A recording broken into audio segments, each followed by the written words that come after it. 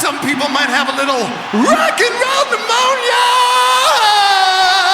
You wanted the best, you got the best from my home studio on Long Island, New York. Welcome to Ian Scotto Rocks. I am your host, Ian Scotto, and Josh Freese has just been let go of from the Foo Fighters.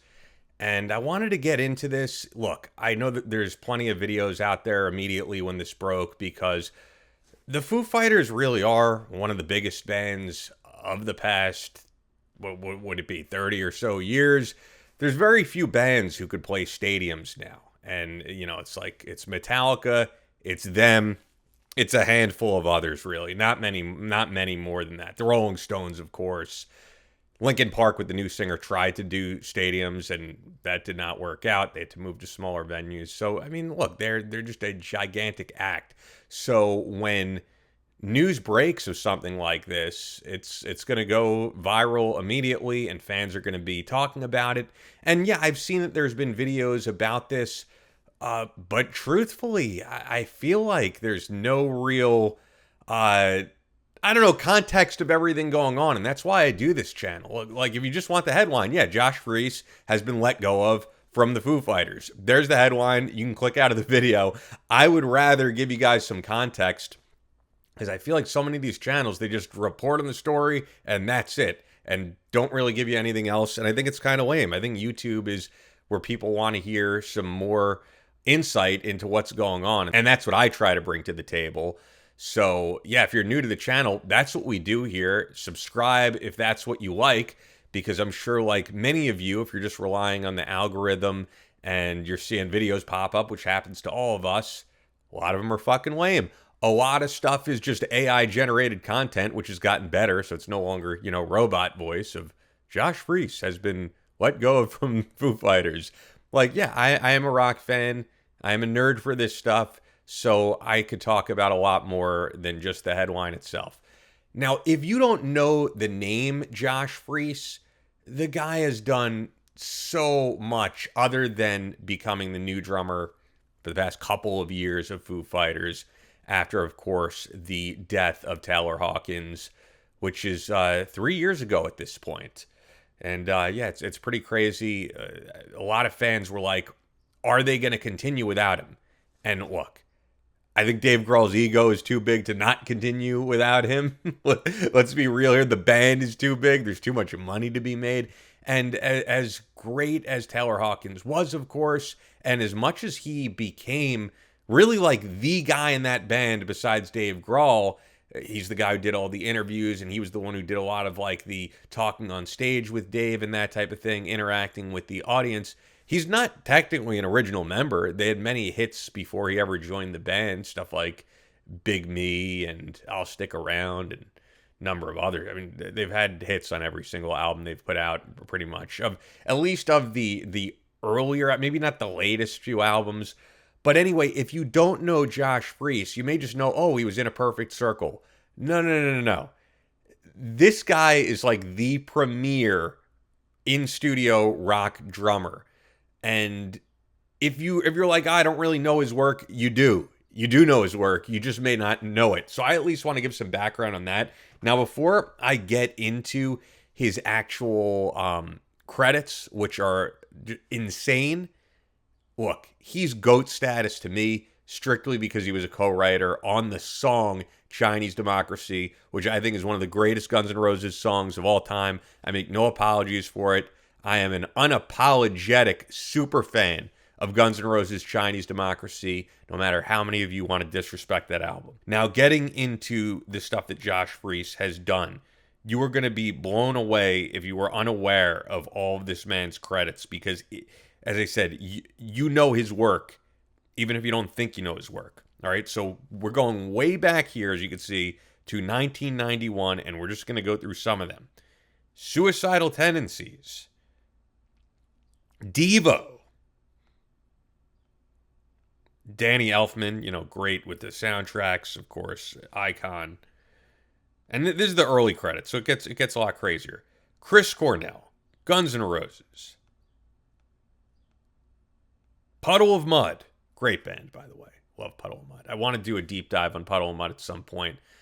because I am a friend of Jimmy Allen, original guitar player, and he can give me all the dirt on what went into starting that band. All right, Seether. I love that first album, disclaimer. Three Doors Down.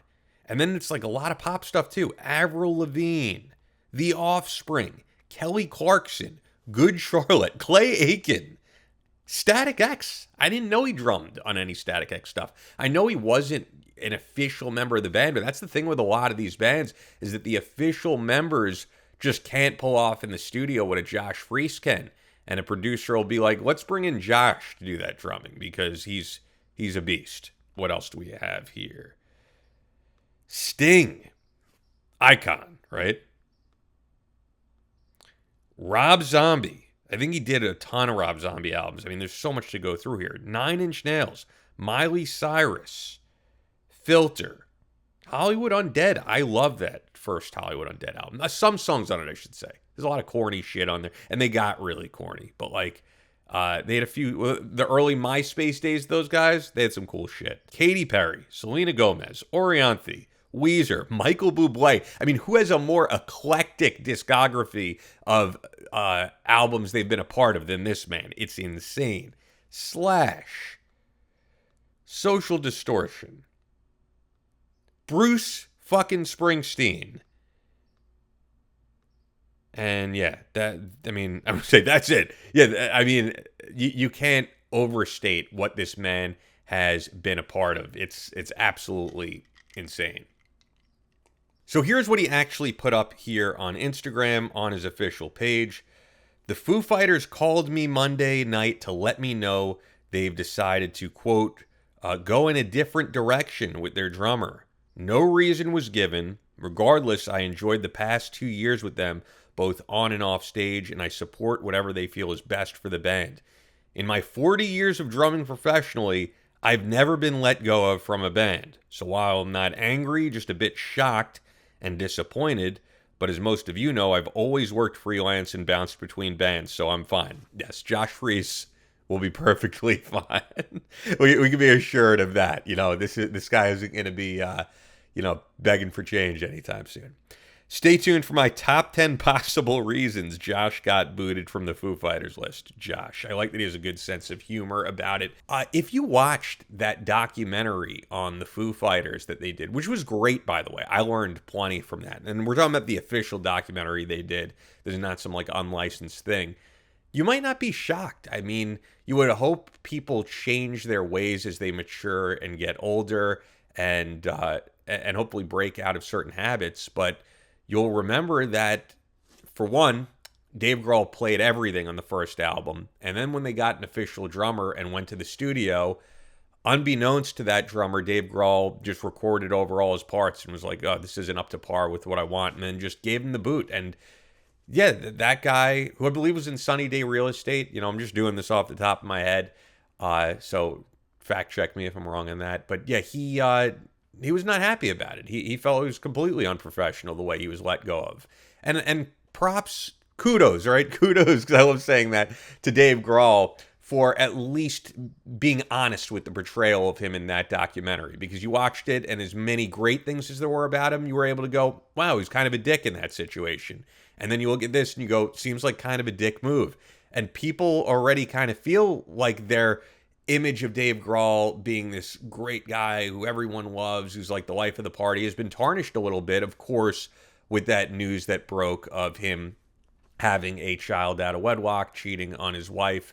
And people were like, wow, I really thought this was one of the good guys because of his public persona. And, they took a break for quite a while, came back with Josh, and now they're not with Josh. Never recorded an album with Josh, which is crazy because he's really more known as a studio drummer than a live drummer, and I think people would have loved to have heard what he was able to do with them in studio. But yeah, anyway, I mean, I think we've encountered people like this in our lives, and I don't know Dave Grohl at all. Never met the guy, of course, and maybe he's a great guy, but like, there's always people, I think, who care more about the perception that they're a great guy, and then the people you meet who don't really care what people think about them, but they are great people. And there's actually a ton of guys I know in bands who get plenty of shit written about them in the media, and when I'm face to face with them, like, great dudes have actually done really cool stuff for me and helped me out with getting absolutely nothing in return. And yeah, they happen to be the guys who get crap in the media. So I mean, I would say I try to be that way. If you were to meet my former colleagues at Sirius XM or other places I've worked, yeah, I think there's people who'd be like, oh, I fuck that guy, right? And then there's other people who would really like me. And I don't really care. I care way more about doing the right thing, being a stand-up guy, as opposed to everyone loving me. I don't care if everyone loves me. I don't care if I'm polarizing. And I tend to gravitate more to those people. So, yeah, when you have a Dave Grohl who has this public perception of, man, he's the greatest, no one has anything bad to say about him, and then he gets in hot water over this thing, it tarnishes a lot of that. And it probably ate up at him a lot. So then to get rid of Josh Freese in this way, yeah, it's surprising. However, I have some heavy speculation as to who may be replacing Josh Freese. So, yeah, pour yourself a drink. That's what I'm going to do. Pick up a mug from Ian Scotto Rock's store, link in the description. And, yeah, let's get right into this. All right. So this is what you guys came here for if you clicked on the headline, but I wanted to give some context. I always like to give some context.